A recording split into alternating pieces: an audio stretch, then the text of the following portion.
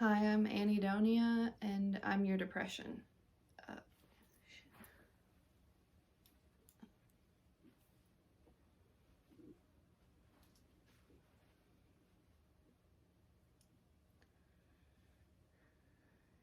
sorry.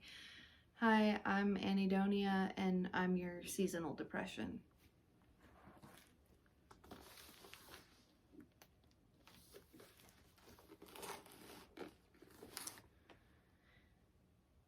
It was the night before Christmas, an unfortunate sitch, for my seasonal depression was being a fucking bitch. My laundry put away on the floor in a pile, in hopes that someone else might take care of it after a while.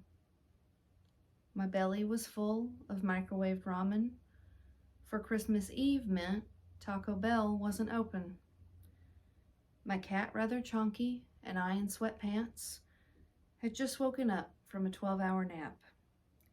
When outside my room, I thought I heard chatter. I decided to check it out, even though nothing matters.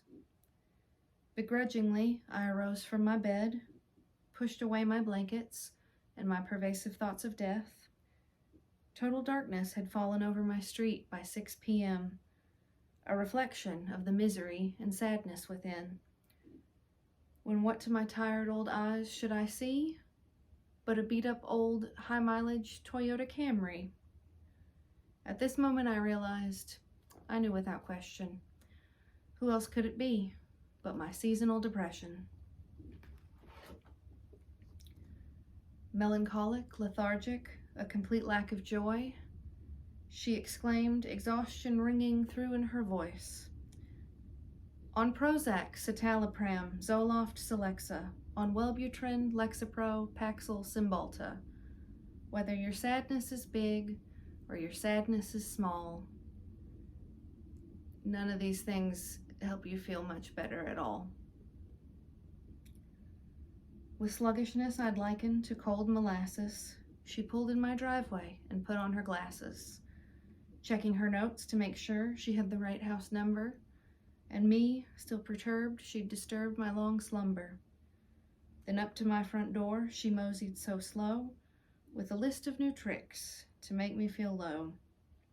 I realized as my heart began to fill with dread, once she made it inside, I'd never leave my bed. In an attempt to stop her, I ran to my door, but at that point even walking felt like a chore.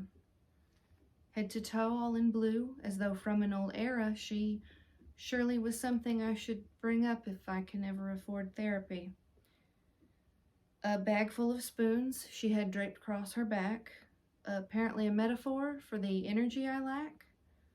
Her eyes filled with sadness, her brow furrowed warily. It may have been Christmas, but this bitch wasn't merry. Her oversized headphones blaring, no, not Morrissey, but this time she was in fact listening to Sufjan Stevens' Christmas CD. At the corner of her mouth, a black clove cigarette produced a cloud of smoke which encircled her head.